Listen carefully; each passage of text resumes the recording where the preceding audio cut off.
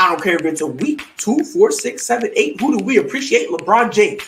That's who y'all got to start appreciating. And you got to stop disrespecting this man.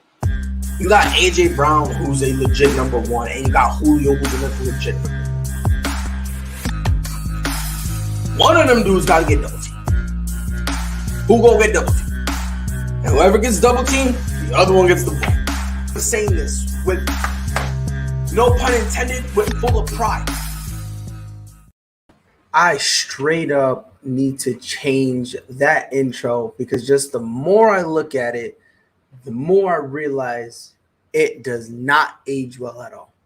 Ladies and gentlemen, boys and girls, what it do, baby? It is your boy Pride. Welcome to another episode of the Prideful Takes podcast.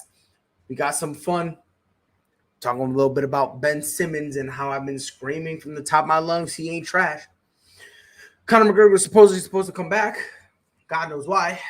And I give you guys my NFL Week 14 picks. But like I said, Damian Lillard reportedly wants to play with Ben Simmons. So now there's a two-part question.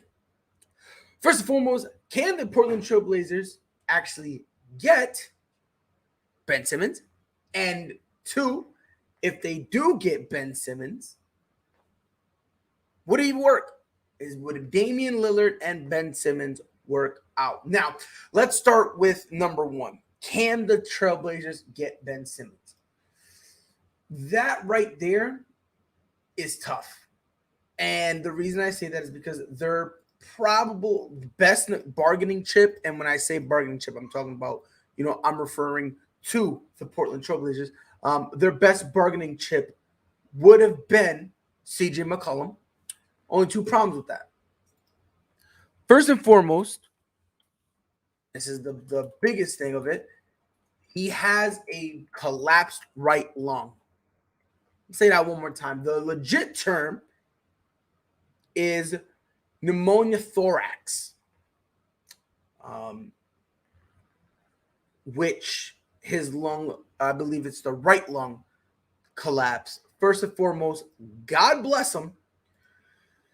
The mere fact that your lung can collapse and you still live, to me, it's wild. Now, I'm not a doctor, so I don't know how any of that stuff works. But I will say this: I don't like that at all. He's out indefinitely. So that's their bargaining chip. That's first and foremost. Now, here's the other part where it makes things slippery. The Sixers, as of right now, they're not interested in a Ben Simmons for CJ trade. They're not interested for it. So now it really comes down to we really need to take a legitimate breakdown of the Portland Trail Blazers roster and see who would they give up. That's really all that's basically it would start. The roster breakdown I'm bringing you guys is brought to you by ESPN. Notice how I give credit. A lot of people don't know how to give credit, which I think is funny. You got Greg Brown III, power forward, Keldon Blevins, small forward, Robert Covington, which could potentially be in there. Anthony Simons, that's another name that could be in there. Tony Snell, maybe Dennis Smith Jr., maybe Cody Zeller, maybe. Actually, I don't think Cody Zeller would even be there because in terms of big man, you're pretty much solid, right? Like you have Joel Embiid, and you got Andre Drummond, who is a starting caliber center. But for me, what I'm looking at this, Anthony Simons, a lot of people like him, and he's young. He's a youngster. Problem is, 76ers aren't looking for that. The only thing I could possibly think of would have to be around Dennis Smith Jr. He's tough. Things have happened with him in terms of people aren't really, they're low-key down on him, but he a dog. You give him that chance, he's a dog. I will tell you how it is right now. He's 100% a legitimate dog. So for me, if they were to do this, it would have to be Dennis Smith, maybe Anthony Simons. You would almost have to include Robert Covington.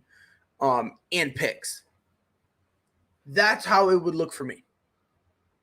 And the only reason I'm saying that is because if you really think about it, look, obviously the 76ers are practicing patience, right? And they're trying to make sure they get the best.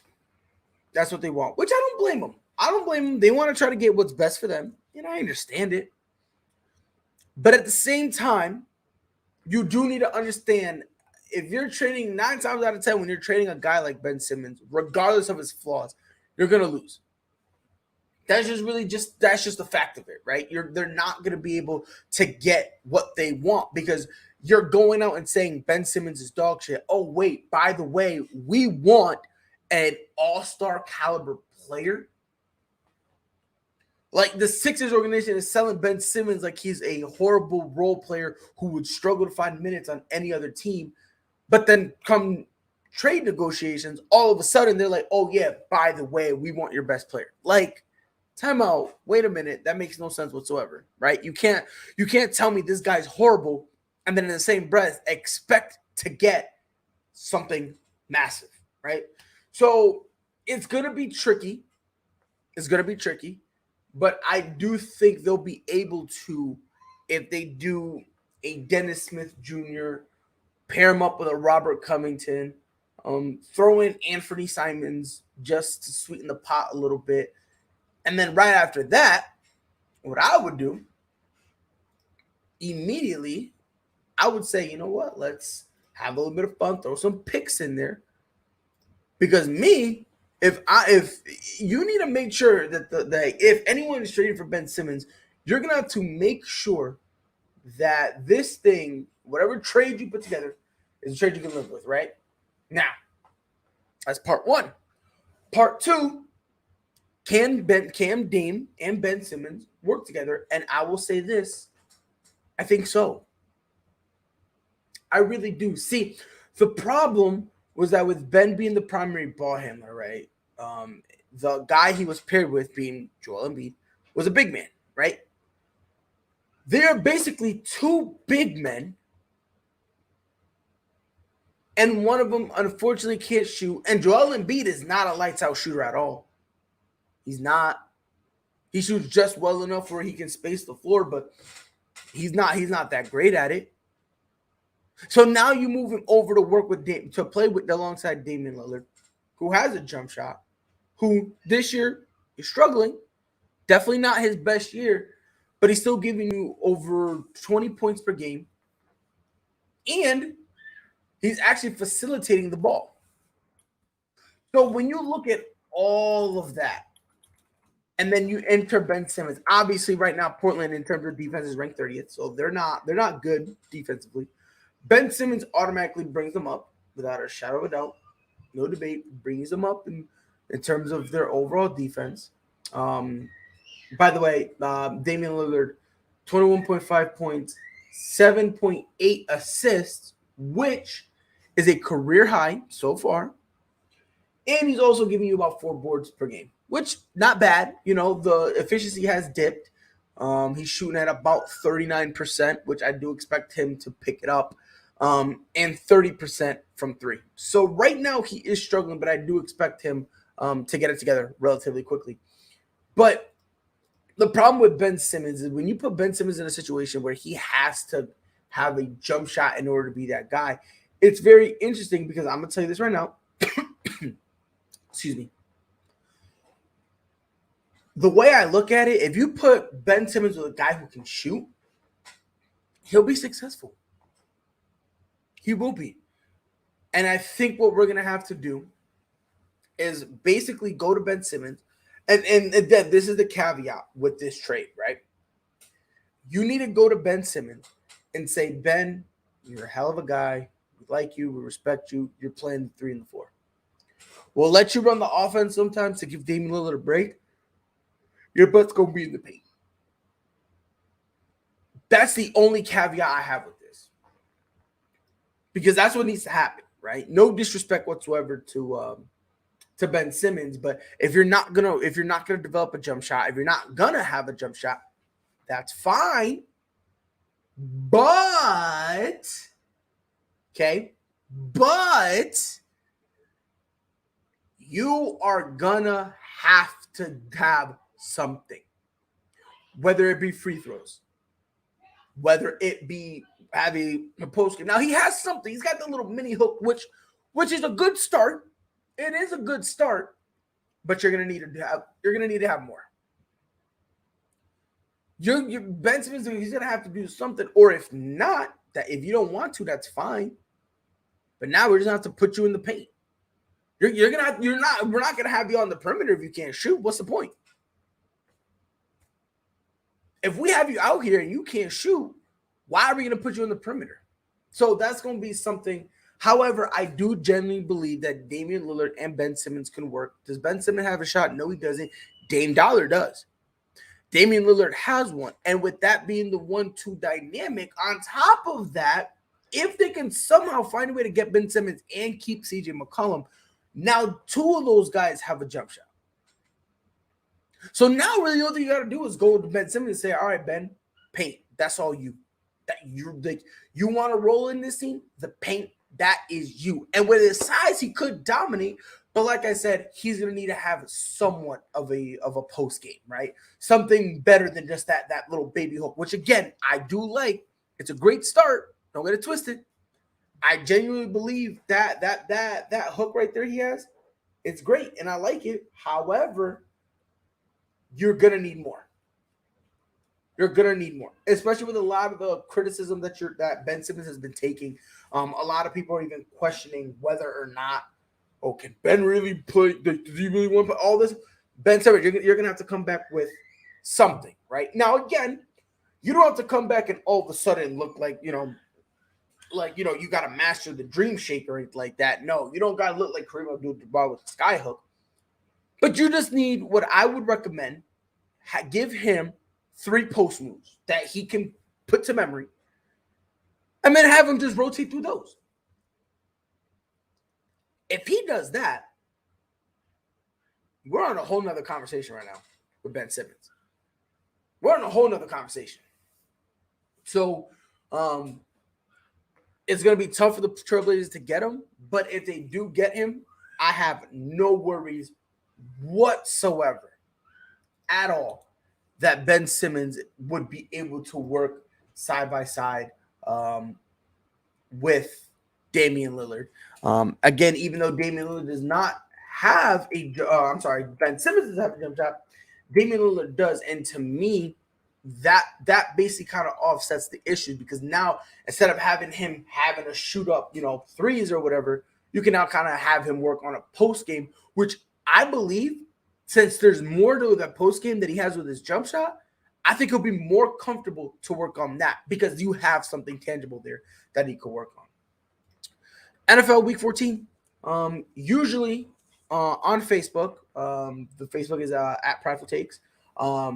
We usually do the pick'ems, right, where I just kind of spit out what I think would win, et cetera, et cetera. And again, me, so far this year, 105-77. Not bad. Week 14 is here. Before we do week 14, before we get into that, let's break down how the playoffs are looking. These rankings are brought to you by the actual NFL website. So let's start with the AFC. Patriots at the number 1 seed, Titans at 2, Ravens at 3, Chiefs 4, Chargers 5, Bengals 6, Bills at 7. And the next teams after that are all relatively close. The 8th seed, Pittsburgh, 6-5-1. The Colts, 9th seed, 7-6. Then the Raiders at 10, Browns at 11, Broncos at 12, all with a 6-6 record. And at 13, the Miami Dolphins with a 6-7 record. So they potentially, there's still a few teams that could potentially come up. Now, if we're going to look over at the NFC, Cardinals at 1, who, if they win this weekend, have a playoff berth. Regardless, they can do that, lose out, and they would still be in the playoffs. So that's kind of what they have going on for them. But Arizona Cardinals at 1, the Green Bay Packers at 2, Buccaneers at 3, Cowboys at 4, Rams at 5, Washington Football Team at 6, 49ers at 7, and then right outside the Philadelphia Eagles at 8 with a 6-7 record. After that, 9th is the Vikings, 10th is the Panthers, 11th is the Falcons, 12th is the Saints. They all have a 5-7 record. And then the next 3 teams, Giants, Bears, Seattle, in that order, 4 and 8. The Lions are 16th, which that 1-10-1 record theoretically could get in the playoffs. Won't happen. First team to be eliminated, Houston Texans. So that's a quick breakdown of how things are going in terms of the playoff seeding.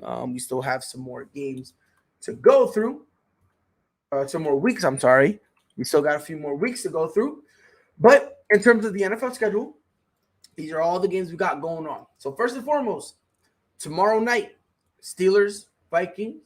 And then all the Sunday games, Saints and Jets, Falcons and Panthers, Seahawks and Texans, Raiders and Chiefs, Ravens and Browns, Cowboys and Washington Football Team, Jaguars and Titans, Giants and Chargers, Lions and Broncos, 49ers and Bengals, and then it will be Bills and Buccaneers. The 8 o'clock Sunday game will be Bears and Packers, and then the Monday night game, which is going to be a good one, Rams and Cardinals. So let's start obviously with the first one, Steelers and Vikings.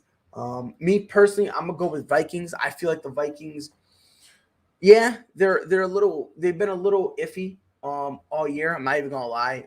I think this is one of the games that they show up for. And look, let me just say this. I understand they lost to the Lions, and people are gonna go, "Oh my God, they're horrible," et cetera, et cetera. And I understand why you would say that. For this specific game, though, they're playing the Steelers, who barely squeaked out an ugly win against the Ravens last week. Was nothing they should have been proud of. I'm going to be honest with you. There's nothing they should have been proud of about that game. People point to the Ben Roethlisberger 21 of 31. No. Because the way the Ravens were playing, they should have scored more, if we're going to be honest. But barely squeaked by. Oh, and by the way, if we're going to kill them, this is the same team that tied the Lions. So just want to throw that out there. Week before that, this Pittsburgh team, or the game before that, Pittsburgh played the Chargers, and they lost 41-37. So, again, we're talking about a team that, no disrespect, but, full of disrespect. And a couple weeks ago, got destroyed. So, they lost to the Chargers. Then, week 12, got embarrassed by the Bengals. Then, just lost to the Ravens. When I'm looking at this Pittsburgh team, week 10, I must go from week 10 going down, right? Week 10, they tied the Lions, then they scored 16 points, right? Then the Steelers again, they lost to the Chargers, they dropped 37, relatively impressive. Against the Bengals, week 12, 10. And then against the beloved Ravens, 20. And if I'll go either further back if you guys want. Against the Bears, 29. Again, not bad. Pretty solid. Against the Browns, week 8, 15. So this is like, so if we really look at the Pittsburgh Steelers, they're not gonna outscore anyone like that. Let's be honest, right? They're more likely to score under 20 than they are more than that. Let's be honest, right? Like, for them, 25 is like a phenomenal game for them, right? Defensively, I don't know what's been going on with this Steelers team.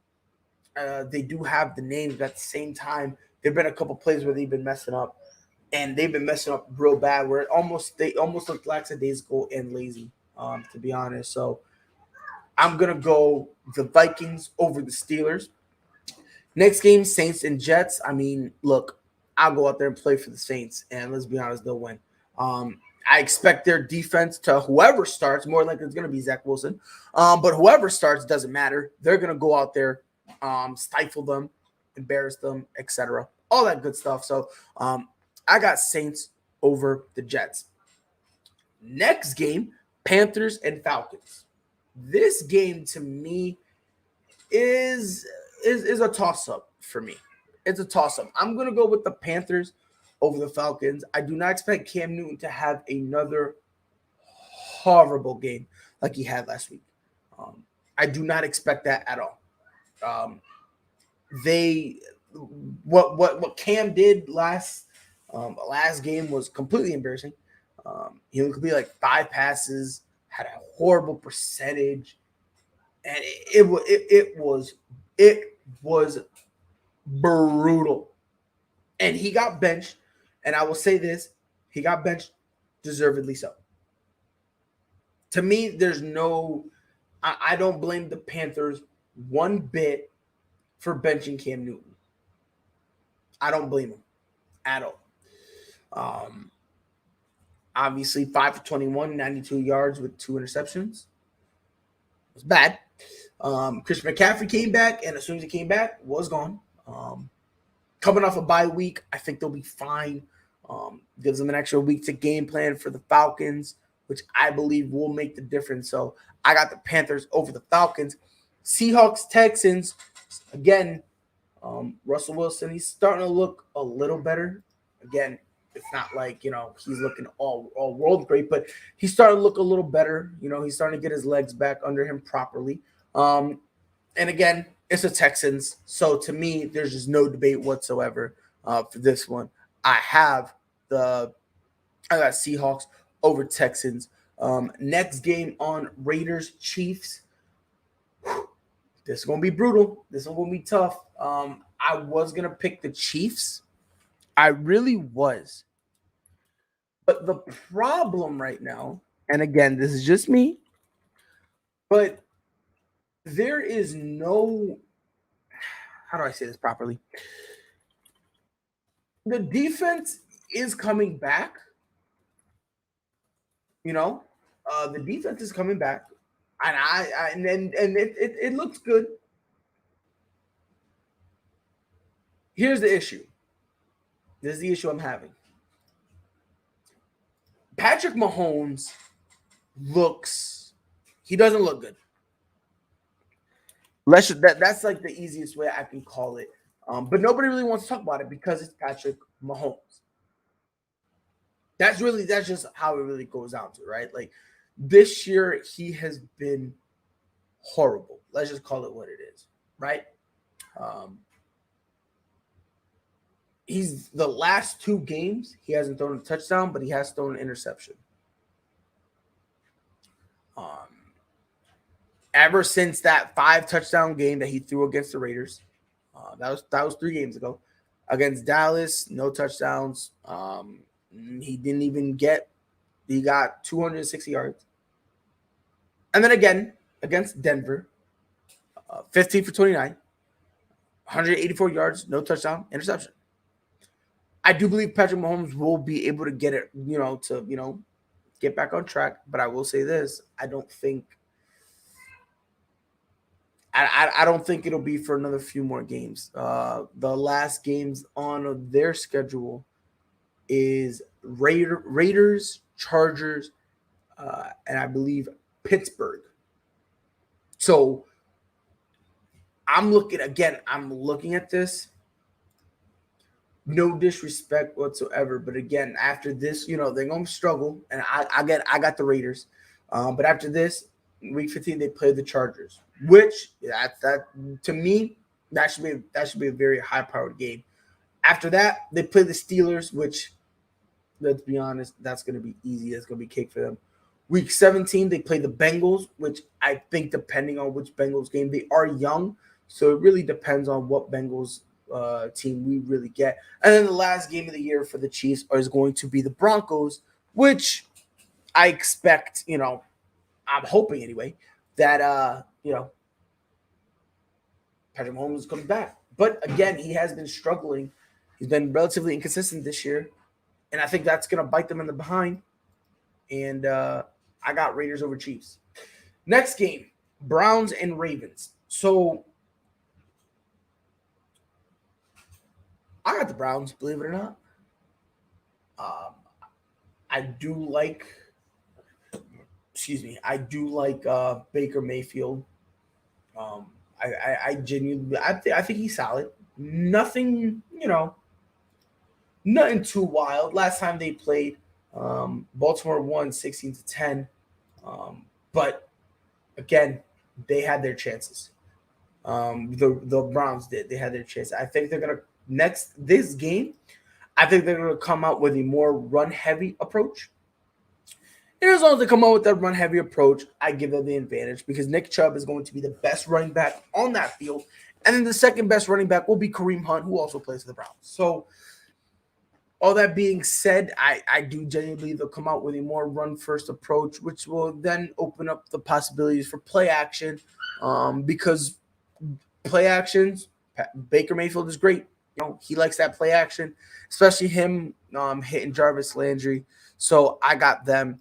I got Washington over Dallas. Taylor Heineke, I like the kid. I like him. I like his moxie. I like his, his energy. I like him. This kid is he's brave. He really is. And I'm hoping that this team gives Taylor Heineke the opportunity to be the franchise quarterback. I think this kid has done what he needed to do. Coming into this year, it was like, defense, hold it down. Taylor Heineke, don't mess it up. And it's been the opposite. Taylor Heineke, carry us. Defense, don't blow it. And that's how it's been. Taylor Heineke and Terry McLaurin, that connection, I'm loving it. And even though Chase Young went down, this defense still has been relatively solid without him. They've been all right, Obviously, you're not going to be better without Chase Young. Let's not even try to put that out there. But they have been coming together to try to protect each other and all that stuff. So I do like that. Next game, Titans over Jaguars. This is not even close. I got the Titans. Look, the Jaguars are not a good team right now. Now people are saying perhaps they can lure the Jags into a position, kind of like what they did with the Bills, where they were like play down at our level. Problem is, we do have some vets on this team that will not let that happen, offensively and defensively. So I don't think that's going to happen. So yes, I have Titans over Jags. Next game, Chargers-Giants. I have the Chargers over the Giants. For me, the way I look at this, the Giants right now are just too discombobulated in terms of the coaching. I understand they fired Jason Garrett, which was a good move. But at the same time, Joe Judge, a lot of people have questions about him. And right now they're not coaching for wins. He's coaching for his job. And that matters. I think that's going to be different. The Chargers coming off a great win over the Bengals. They're riding high, and they're still in the playoffs, and they're going to want to climb up and solidify their spot. So I got Chargers over Chargers over Giants. Next game, Broncos over Lions. I got the Broncos. Now, I did say I was going to pull for the Lions until they got their win. They got their win against the Vikings, so I'm done with that. Now the Lions can go back to losing. They got their one win. I'm no longer a fan of theirs anymore. But the Broncos, I like the Broncos, over the Lions in every way, shape, or form. Teddy Bridgewater is a great, excuse my French, not pardon the pun, but he's a bridge guy. He's the bridge to get you over the water. And it's going to be interesting to see this offseason what they do with Teddy Bridgewater, because a lot of people are thinking that they're going to trade him so that way they can go get Aaron Rodgers. That way they can go get Russell Wilson to go get another quarterback. Are they going to reach and draft somebody in this upcoming draft? I've said it before in terms of quarterback, this is not a good draft class. I think this draft class has depth in every position except quarterback. Running backs, they have good depth. offensive line, defensive end, running back. Not just running backs, I'm sorry, cornerbacks, linebackers, safeties. I think everywhere, kickers for crying out loud, long snappers, like everywhere they have it. But the only problem with this draft is the quarterbacks. I don't like any of the quarterbacks coming out. I've said this before and I'll continue to say it. You should not get any of these guys unless you're a team that already has a quarterback established and you're willing to use this kid and you have him use his entire rookie contract to develop. That's it. That's the only way. If you have like a Green Bay, or not Green Bay, because Aaron Rodgers is leaving, like a Tampa, right? You just want to give him some time, just like that, right? LA, right? Keep Matthew Stafford. Then eventually, when y'all want to move on from Matthew Stafford, you have this young guy who was there, put in 4 years, and was that's the only way I would touch this. Like the Cardinals should not at all, because they already have that guy. Texans, you should not, because you're just wasting a draft pick. Same thing with the Lions. You should not. You're just wasting a draft pick. Like, there's no quarterback here that I would take at all. I wouldn't. And the best quarterback that would probably declare is from Alabama, Bryce Young. He's probably one of the best, if not the best. And even then, you can tell just by watching him, the kid's not ready. No disrespect to him whatsoever, but in terms of the NFL level, he's just not ready. So, for me, I got Broncos over Lions. Next game, Bengals and Niners. If Gritty and Yuki was here, they'd be upset with me. I got the Bengals. The Bengals need to bounce back. They better bounce back, and they better show, last week was a fluke, because they got completely embarrassed. Joe Burrow was making all types of rookie mistakes out there. Jamar Chase wasn't really looking himself top to bottom. You know what I mean? It was ridiculous. I think the only bright spot I could say probably was Joe Mixon, if we're going to be honest. But other than that, it was tough. I do expect this Bengals team to bounce back, so I got Bengals over 49ers. Next game, Buccaneers and the Buffalo Bills. Bills are going to want to prove a point. They feel embarrassed because of the loss. A lot of them are saying, let's not give him Bill Belichick too much credit. Sean McDermott said that, and I'm like, Sean, just say you should get fired, because you're a moron that let Josh Allen throw the ball 30 times and 50 plus mile per hour wins. Didn't you think something was up when your kicker missed a 31-yard field goal because he kicked it and it was perfect and the wind literally took it? Don't you think when you saw that, you should go, we should probably run the ball? The Bills ran the ball 25 times. Ronnie Stevenson alone had 24 rushing attempts. So one of the New England Patriots running back had only one less touch than the entire offense of the Buffalo Bills. That's horrible. So you're not going to sit there and tell me that, blah, blah. So, but this is where I think it's going to fall, because they're going to try to go out, prove a point that they're legit. Unfortunately, they're playing the Buccaneers. They play the Buccaneers, and then right after they play the Buccaneers, they play New England in Foxborough. I'm going to say this right now. I think Buccaneers win. Obviously, you got that man, say it with me now, Thomas Edward Patrick Brady Jr. And when you have him, woof. Obviously Antonio Brown's going to be out. Robin Krause is going to play. Chris Godwin, I believe, is questionable. Mike Evans will play. And I just genuinely believe that, Tom Brady's going to pick apart this Buffalo Bills defense, who I think defensively is embarrassed. And they're upset right now. They got their head in the dirt because they couldn't do anything. So I genuinely believe I believe the Buccaneers will handle their business. Next game, the Sunday night game, Packers and Bears, not even close. Packers. Wow, I'm bugging. Packers, not even close. Look, I believe Andy Dalton's going to start again, and they'll try, fail, and it is what it is. The Monday night game, Cardinals over Rams. This one to me was close. I'm going to go with the Cardinals. The Rams, I look at the Rams, and I say this joke. They are the West Coast Buffalo Bills, right? Because they do the same thing the Bills do. They live and die by the pass, right? And when the pass doesn't work, where do you go from there? Where's your dimension? They don't have any dimension, right? They don't run the ball. They choose not to. They always want to air it out. And that really is a problem, especially with Sean. And I believe it's partially Sean McVay's, well, not partially. Most of it is Sean McVay's fault. And the reason I believe they always air it out is because they want to say, see, look, we told you Jared Goff is a problem. Like, that's almost what this is looking like. And they're just airing it out. I don't think it's going to work. And I think that's going to be their downfall. The Cardinals, James Conner, is he the best running back in the world? No. But the thing is, Cliff Kingsbury puts James Conner in certain positions where he can succeed. He puts him in positions where he can not only catch the ball, but he could also run. And he's leading in terms of running backs. I believe he's leading in touchdowns. So, quick recap. Oh, by the way, this is the final week of bye week. So, the teams on bye weeks, Colts, Dolphins, Patriots, and Eagles. So, a quick rundown.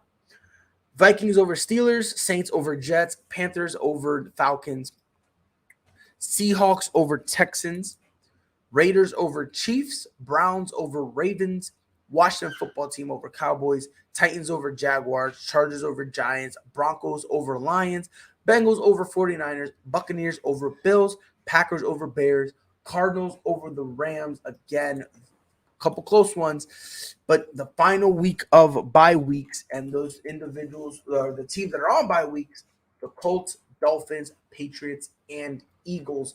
So this is going to be extremely fun. And again, one more time, because I want to throw out the rankings just real quick. Well, not the rankings, the playoff picture, because it is possible that by the end of Sunday, things are going to change. So, just one more time. For the AFC, Patriots at 1, Titans at 2, Ravens at 3, Chiefs at 4, Chargers at 5, Bengals at 6, Buffalo Bills at 7, and then these teams are outside looking in, but are relatively close. At the 8th seed, Steelers, 9th, Colts, Raiders, 10th, Browns, 11th, Broncos, 12th, 13th is the Miami Dolphins, and they're all relatively close. We got, a lot of these teams are 6-6, and the Dolphins are 6-7, so they could potentially come back.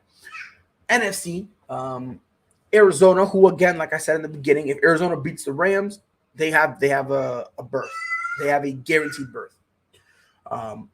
Cardinals at 1, Packers at 2, Buccaneers at 3, Cowboys at 4, Rams at 5, Washington football team at 6, 49ers at 7, and then outside looking in, number 8, the Eagles, who are 6-7, Vikings 9th, 5-7, Panthers and Falcons follow them. And then at 12th, the Saints. And again, Vikings, Panthers, Falcons, and Saints are all 5-7. So a couple things could end up changing by the end of Sunday. Conor McGregor wants to return. He's been, kind of chatting up a storm, and, he's having his fun, saying what he wants. Shout out to that fucking legend from Dublin.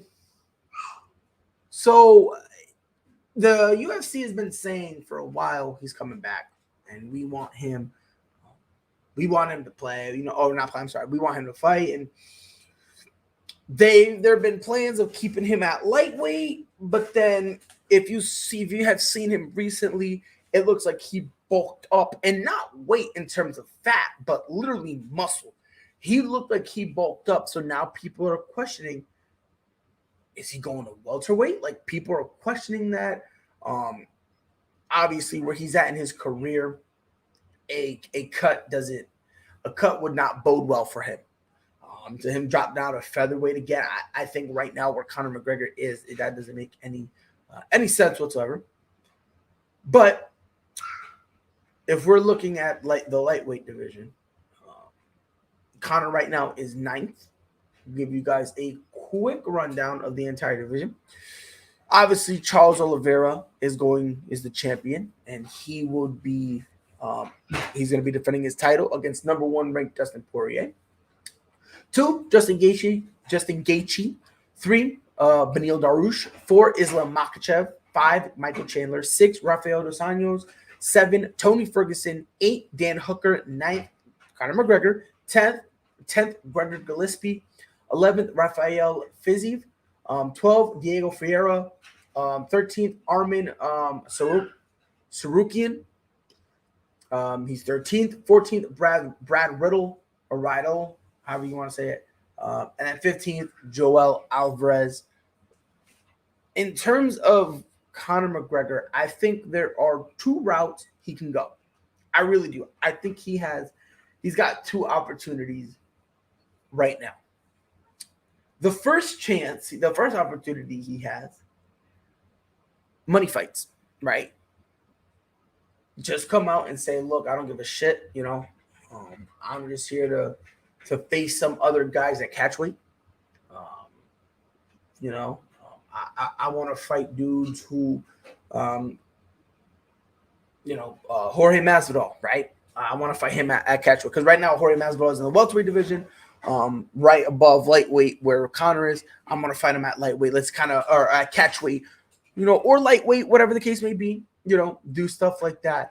Again, another guy, maybe him and Colby Covington. Some guys that, have good mouths so that way he can kind of drum it up. That's one route I would go with him. Another route, if he wants the lightweight title, because if he wants that title, it's going to be a long road for him. But he's not going to, before he even touches anyone in the top 5, he's going to have to beat either Dan Hooker, Tony Ferguson, or Rafael dos Anjos. Those are the 3 gentlemen above him. Rafael dos Anjos is at 6, Ferguson's at 7, and Hooker is at 8. He's going to have to beat one of them, right? After that, we're going to see how everything falls off because Islam Makhachev, he's a young kid, and he's coming. He's coming. We need to see what happens with Dustin and Charles Oliveira. We need to see what happens there because here's the thing. They want, and when I say they, I'm talking about the UFC. The UFC desperately wants Conor to come back and fight Dustin. And if it could be for the title, it'll be even better for them. Way, way better for them. So the way I believe it might end up going down, Conor's not gonna fight until obviously, after this pay-per-view, we'll see who wins.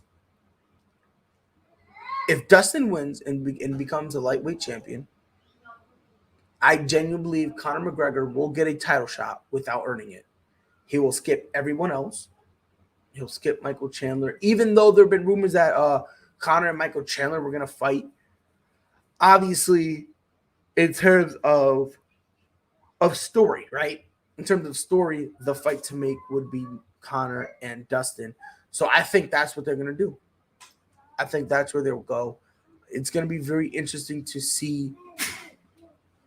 I think it'll be very interesting to see what happens. Again, this is all assuming Dustin wins. And if he wins, Conor's going to end up having a title shot. So follow us on Twitter at Prideful Takes.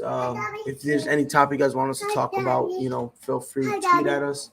Follow us on Facebook at Prideful Takes. Not only do we put up the pick'ems and all that stuff up there, we go live on Facebook. And if you don't have Facebook, follow us on YouTube at Prideful Takes.